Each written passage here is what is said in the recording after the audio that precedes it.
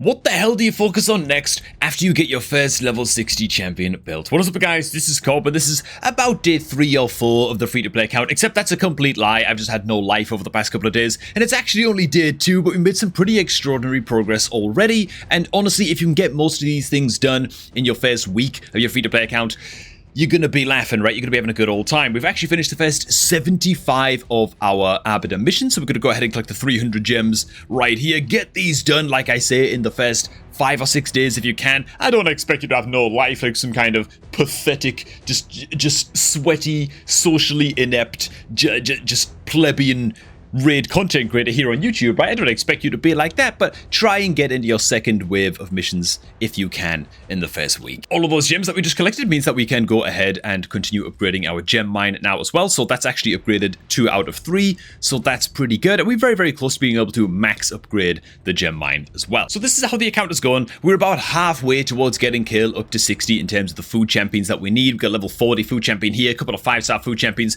Kale is soon going to be 60.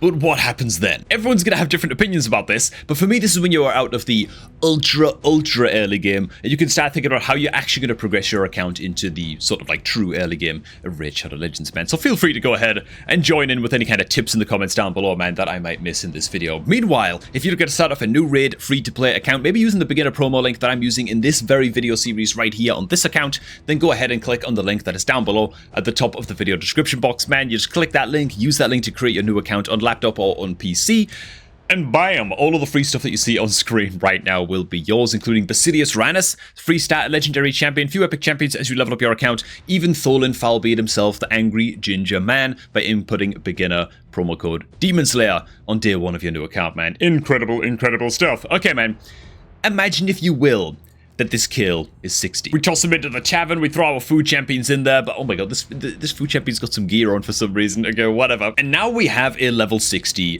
kill. Well, we don't. We have a 6-star kill, so we've got to level him up a little bit more as well, and that's going to help us progress through the rest of hard mode difficulty campaign, and eventually up to brutal difficulty campaign into stage 12. Once you can farm brutal difficulty stage 12 in campaign, you're going to be able to farm up food champions way faster. The experience is going to come in a lot faster. It's still going to be a bunch of grinding, but nothing like getting the kill up to 60, right? So now you can start thinking about who you are going to take up to level 60 next. Oh god, look at all the crappy gear that we just have to upgrade this to 12. We don't have any choice just to get through certain Arbiter missions in the early game, you know? Oh my god. So what you want to do, man, after you kill the 60 is start building your first champion team. What does that mean? It's going to be well balanced. It's going to be versatile. It's going to bring a lot of different tools to the table. It's going to be able to take on multiple areas of the game and just do like pretty okay and get your foot in the door in certain areas of content. Things like being able to farm at least like somewhere between like stage 10 and maybe 16 of most of the starter dungeons, which are these 4 right here, right? Golem, Spider, Dragon, Fire Knight.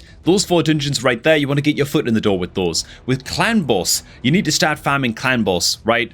Demon Lord Clan Bosses are going to become much more important once you've got like 2 or 3 level 60 champions. You want to be ideally trying to wiggle your way towards hitting brutal difficulty Clan Boss for the first time and getting the pretty saucy reward drops that you can get from brutal difficulty chests. That's like a good, like super early game goal to be aiming for, but it's going to take you a little bit of time to build up some 60s in order to achieve that. And so in order of priority, what roles do you want to build? What types of champions do you want to build up on your account? Well, rule number 1 is your campaign farmer. In our case, it's the kill. This can be basically any AoE nuker that can solo campaign 12 on brutal difficulty, right? It could be the kill. It could even be the Tholen Falbeard, to be honest. For us, it's going to be the kill, right? AoE nuker number 1. Role number 2 is going to be a secondary nuker or a wave controller, right? Having 2 big damage dealers in your squad could be solid, right? You might want to take the Tholen Falbeard up to be your second level 60, and then that's your damage dealer sorted for a long time on your account, right? 2 AoE nukers, that's plenty of damage, you know. Alternatively, you could take up Basilius Ranus, right, as a wave controller type champion. He's going to bring some damage to the table, but he does bring an attack all enemies on his A3 with a 75% land rate stun debuff for 1 turn. And so against those waves of enemies that you can't just one-shot, having a champion like Basilios Uranus on your account to act as like a damage dealer / wave controller is going to be a good option as well to potentially take up. For me, I'd recommend you take up the Thorlin because he's such a bloody monster. You could even opt to take Lemonisi the Goldwing, the current Logan Reward legendary champion, up as your next level 60 as well after the kill. Not as good as Thorlin Foulbeard, so hopefully you got Thorlin Foulbeard, you know, on your new raid account. But if you didn't, and Lemonisi is the free legendary that you got from the login chase, you just didn't get Thorlin for whatever reason, then Lemonisi could be a decent option as well if you want to take up another damage dealer. The next role you want to take up, extraordinarily important, man. It's a decreased defense champion. For us on this account, that would be the Ugo, right? The Ugo on the A2 brings an attack all enemy skill with a 100% land rate when fully upgraded on this A2, right? Chance of placing a 60% decreased defense debuff for 2 turns. You're not looking for the 30% weak version, you're looking for the 60% big version of the decreased defense debuff. Very, very crucial to have this. It's going to drastically increase the damage of your damage dealers against waves of enemies and against bosses and that kind of thing to have this decreased defense debuff active. It's sort of like the quintessential debuff of raid. And Ugo's obviously amazing into many other areas of the game as well for a lot of other different reasons that we're not going to get into. If you don't have Ugo on your account, by the way, just take up War Maiden instead. You can farm copies of War Maiden by just farming campaign stage 9, ideally on brutal difficulty, where rare champions like War Maiden have a 2% drop chance every single time you clear one of those level 9 stages in campaign. And War Maiden on an A3, same as Ugo. I mean, she brings a lot less to the table than Ugo, of course, but she does bring the attack all enemies, 3-turn cooldown, 100% land rate, 60% decreased defense debuff. War Maiden is great for this job. I'd recommend that if you are going to go the War Maiden route, and maybe you just don't have Ugo on your account, or another decreased defense option, take the War Maiden up, but just leave her at level 50. I wouldn't bother taking it all the way to 60, unless a couple months go by on your account, and you still haven't pulled a better decreased defense champion from shards or whatever. Then you can think about taking her up to 60. Next up, man, an increased speed buffer champion. Speed is the most important stat in all of Raid Shadow Legends, right? So an increased speed buffer champion, a 10-meter booster champion, is going to help your team run like a well-oiled machine, keep you moving way faster than enemy waves and bosses, allow you to go first in arena. These are all very, very important things, right? A speed buffer champion is kind of essential in like 95% of teams inside of Raid Shadow Legends. For us, it's going to be the humble and rotund Tagore, right? Tagore actually brings a revive and a bit of shield action as well on his A3, but his A2, it's an attack all enemies, plus 30% increased speed buff on all allies for 2 turns, then heal all allies by 15% of Tagore's max HP on a 3-turn cooldown. Very, very lovely skill to have. Increased speed buff, 30% version, very, very saucy. Now, if you don't have Tagore on your account, another champion you can look out for is going to be the rare champion Apothecary of the High Elves faction. Rare champions are pullable from mystery shards. After all, it's not impossible that, you know, while pulling your green shards to refresh your food champion supplies, that you pull yourself into an Apothecary. Very, very good champion option. Even easier to build than Tagore because he's just a rare, skill tomes will do. Plus increased speed buff on all allies for 2 turns and fill the 10 meter of all allies by 15%. So he's actually got like an even better speed booster than Tagore, really, because he's boosting 10 meter as well, so it can help you go first in arena. If you don't happen to pull an Apothecary, then you can just wait a few more weeks, be patient, chill, and you'll eventually get yourself Haikatoon. Haikatoon is going to be your 30-day login reward epic champion. She's quite solid. Some people say that, oh, Haikatoon's been power crept, she's been power crept. I don't think she has, man. I think for a 30-day champion, I think she's very, very good. She brings a speed aura in all battles by 19%, so you can run her as your team leader in like most areas of the game. Definitely arena and definitely most of the dungeons. She also brings 10 meter boost and increased speed buff, just like Apothecary. She brings AoE wave control in the form of like an attack all enemies chance of decreasing 10 meter of enemies by 15% on her A3. Even brings a decreased speed on her A1 as well, man. She's a solid little epic champion. And honestly, if she's your only increased speed booster champion on your account by the time you get your Haikatoon as a login reward, fully book this champion. I'd say just do it, right? Just do it, because you're going to need a speed booster in most of your teams anyway, and if you're going to be stuck with her for a while, you might as well just pump the epic skill tomes into the Haikatoon and get good value out of her. So, that's your AoE nuker, secondary nuker or wave controller taken care of, the decreased defense champion, and the increased speed champion. The final role is going to be a just hard support healer. If we head on into the apprentice pass, you might choose to buy the premium apprentice pass and get your hands on Rector Drath, and this champion can serve as like your hardcore support healer. Her only job is just to spam heals on allies. She places continuous heal buffs, perfect build buffs. She brings a revive as well, and a decreased attack debuff on her A1. She's a very, very solid option. Don't feel like you have to spend on Rector Drath though. Other supports are going to come on around. If you signed up and created a new account using my beginner promo link, then once your account hits account level 30, which we are very, very close to on this account. Actually, we already hit level 30. I don't even know.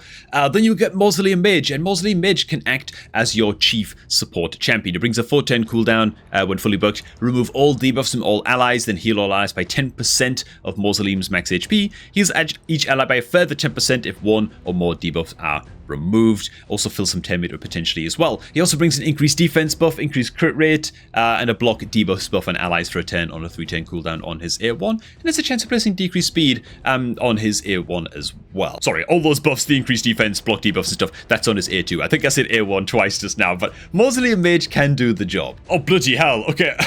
He's actually, our account is actually account level 32 right now. He's just sitting there waiting. He's just sitting there waiting in the inbox for as well as a bunch of other uncommon champions that I didn't realize we were in like champion overflow. Our roster was too full, but oh, there you go. There he is, man. Okay, so Mausoleum Mage can do the job. Rector Drath can do the job. And it's simply the job of this champion to act as your healer. Mausoleum Mage doesn't bring the most healing in the world, by the way. Like, he's not the best for this job, but you're going to need a healer into places in the game like Ice Golem. The Ice Golem dungeon is usually very, very crucial that you have some good healers on your team. Togo's healing is just not going to be enough on its own. So the Ice Golem dungeon, Demon Lord Clan Boss, you're definitely going to need some extra healing there as well. To be honest, into Demon Lord, maybe Ugo and Togo, when fully booked, might be able to do the job in the super early game on an account like this. But at any rate, those are the 5 champion roles I would build out to level 60 first, leaving some of the champions along the way at level 50 if needs be, right? If they're not really like super optimal for the job, they're not like an epic quality champion or something like that, I'd feel free to leave them at 50 for a little while. And then switching on over to my current main free-to-play account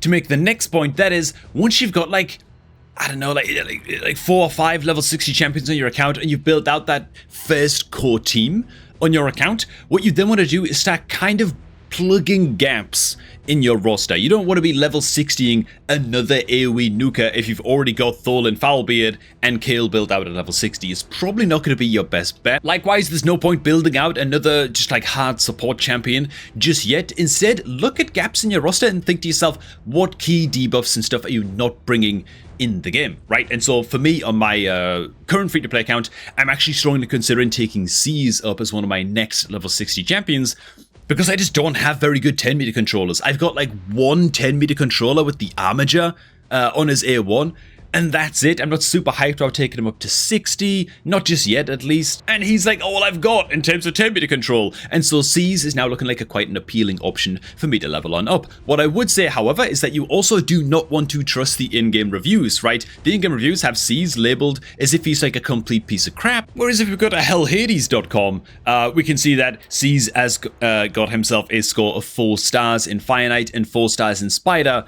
which I'm not sure if I agree with the Spider one, but he's got himself a 4 stars in Fire Knight, and he's actually going to help me progress there because of how good his 10 meter control is and how decent he is in that dungeon. And so that's another tip. Before you take any champion up to 6 stars on your account, just type in Google the champion's name followed by Hell Hades and just check out the champion's star ratings in all of the different areas of the game and try to consider where you actually want to make some progress in the game, where your team could use a little bit of a boost, and just do a bit of homework first. Hellhades.com isn't a Bible, by the way. I disagree with the reviews. I'd say maybe like 1 in 8 champions or something on Hell Hades, and it's kind of one of those things where you're not going to know where the reviews might be a little bit off, or you might not be sure of what exactly your account needs, or if a champion is just a very, very good fit for your account until you get a bit more experience in the game. And so you might make some mistakes along the way as to what champions you decide to take up to 60. That's totally normal, just don't sweat that. And now back to the Basilius Roanus account, where another caveat I'm going to throw in, and this is a big point to make, man. Once you've built out your first champion team, right, you've got your Kale 60, maybe your Thorlin is level 60, maybe the Ugo's level 60, etc., right? You need to start refining your Demon Lord Clan Boss team. This is the most important team you're going to build on your account. Demon Lord Clan Boss rewards are so bloody good, especially when you get towards like Nightmare difficulty and beyond. the rewards from these chests are so good. These will be the engine of your account, man. Like, even just the nightmare chest rewards, like the ultimate chest right here, if your clan kills the clan boss, you get double the chest rewards, okay? So if you kill Nightmare Clan Boss and you do 39 million damage to Nightmare Clan Boss, you get double ultimate chest drops. Yeah, these can drop sacred shards. Void shards pop out at like a decent rate. Even some legendary skill tomes can pop out from these as well. Over the course of a month, these rewards are going to be the engine of your account and allow you to participate in certain events in the game and stuff like that. So what kind of tools do you want to bring into Demon Lord Clan Boss? You want to be looking for champions that bring the 50% version of the decrease attack debuff. That's very, very crucial. You got to make sure that you have enough AoE healing on your team to survive for a moderate amount of time against the Demon Lord Clan Boss. It does a lot of AoE, like team-wide damage, and so yeah, in terms of damage dealers, you're actually looking for poison champions and HP burn champions. Those are two great debuff type champions to bring, which is why Kale is often cited as like the best starter champion by quite a lot, because Kale brings poisons on his A1 and his A3. And besides that, the weaken debuff, the decreased defense debuff, the ally protection buff, and increased defense buffs are all great tools to bring into Demon Lord Clan Boss as well, so keep an eye out for champions like that. And if you happen to get super, super lucky and pull a champion like Fane, the first time you pull your Ancient Shards, she covers a hell of a lot of boxes, right? You're looking for specialist champions like this if you can from your shard pulls. These things are like Gold Dust in the early game, right? She brings poison debuffs, decreased attack debuff, and she brings decreased defense and weakened debuff. So she's really checking a hell of a lot of boxes that you need to bring into Demon Lord if you can. Another champion that's an absolute beast to bring into Demon Lord is good old Farrakhan the Fat. This guy's crazy as hell. Decreased defense on his A1, HP burn and poison on his A2, and then he brings an ally attack skill, right? Instantly activating the basic attacks from your entire team to attack into the Demon Lord all at once on his A3. Very, very good stuff. Speaking of when to pull your shards, by the way, looking for champions like this, don't do it right away. Again, there is a video coming up in this mini-series talking about how to spend every single resource inside of Raid Shadow Legends, and we will be going deep on when to use your shards in Raid Shadow Legends in that video as well, man. It's by far the most common mistake in the game for new players to be pulling their shards in like the first week of the game, where you just don't need to do that, man. You have weeks worth of stuff to be leveling on your account already, as long as you started your account with the beginner link that's down below, man. Okay, so the last point that I did want to get to was, once you've got your team of level 60 champions, your first team is all built up, right? Your Thorlin, your Kale, all that good stuff. Now, while you're also building up Demon Lord champions and focusing on just taking up new level 60s and farming those champions up in campaign stage 12, what you also want to be doing is playing by event. What do I mean by that, man? Well, in the earliest weeks of your raid account, you don't really care what's going on in terms of like in-game tournaments and that kind of thing. In fact, we're still in the novice tournament on this account, man, which, oh my god, we've slipped down to 3rd place. Absolutely unacceptable. Good job, it just doesn't matter, right? Anyways, you're probably ignoring tournaments in the first week or so of your account. Well, eventually there are going to be tournaments popping on up that can allow you to earn free rewards from farming certain dungeons, right? A Dragon's Lair tournament with like an increased drop chance on speed artifact sets, which is the best set that can drop in Dragon's Lair. And during these tournaments, farm them up. You want to start letting tournaments and events in the game kind of dictate what your plans are for the day and for the next day inside of Raid Shadow Legends, man. Right now, actually, there's a champion training event going on. This is a great, great example. It just happens that a champion training event started for us on this account at the perfect time, because we are doing nothing but leveling up and ranking up champions, which is what the hell's going on with the resolution, which is how you get rewards in a champion training event. What is this? Why is it so small, dude? I can't zoom in. Oh god. There we go, man. Just restart the game completely and everything loads up correctly. But you can see, man, just by leveling up champions and by ranking up food champions and trying to get Kale ready to take up to 6 stars, look at all of the free stuff that we farmed, dude. It's insane. Gems coming out of our ears, energy drops coming up all over the place, some rare skill tome action, some relic crafting materials. All of this free stuff we are picking up just by doing the right thing in the game at the right time, right? Yeah, play by event. It's absolutely worth it, right? Especially as a free-to-play player.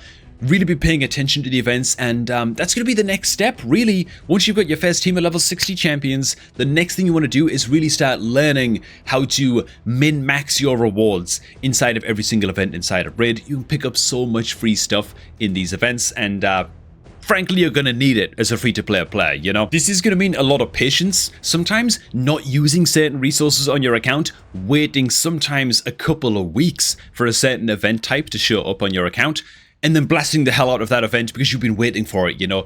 Having diamond hands inside of Raid is like a very, very important thing. Again, particularly if you're a free-to-play player, right? And so for me, the grind goes on. The kill's not level 60 yet, but I just wanted to get ahead of myself a little bit here, and for anybody who's playing along with this series, so that you know exactly what you are doing once your kill is 6 stars. Who you're going to be taking up to 6 stars next, maybe the Tholin, maybe the Basilius Uranus, who you're going to take up after that, and then what you are going to be focusing on inside of Raid once you are out of like the hyper early game. Oh yeah, and your missions. Don't forget about these, right? We're on part 2 of the Arbiter missions right now. If I scroll along a little bit, right here is the killer, man. Win 25 lesser magic potions from stage 5 or higher of the magic keep, right? Magic keep, spirit keep, void keep. These potions are all open for the first week of your raid account. As you can see, they're all open with 5 days left remaining on all of these suckers. That's not going to be forever, right? After the first week ends on your account, only 1 potion keep is open per day, and you don't want to get stuck on those certain Arbiter missions because you went quick enough to get those to get to those potion keep specific missions in part 2. And alright, thanks for watching, guys, man. If you're a veteran player watching this video, man, you feel like I missed anything that players should be focusing on after their first few level 60s on their account, go ahead and let me know down below, man. If you're looking to play along with this series and create a new account using the exact same beginner promo link that I'm using in this series right here, then simply click on that link. It's down below at the top of the video description box, man. Get yourself Basilius Uranus, whole bunch of free epic champions, Tholin Foulbeard, all on day 1 of your new raid account, and Lemon-EC after 1 week. The Lemon-EC chase ends at the end of this month, by the way, July 30th, and so make sure that you start the Lemon-EC chase for legendary number 3 on your new raid account. Yeah, make sure you start that chase before the end of the month, is what I'm trying to say. Thanks for stopping by, and I'm going to catch all of y'all in the next one.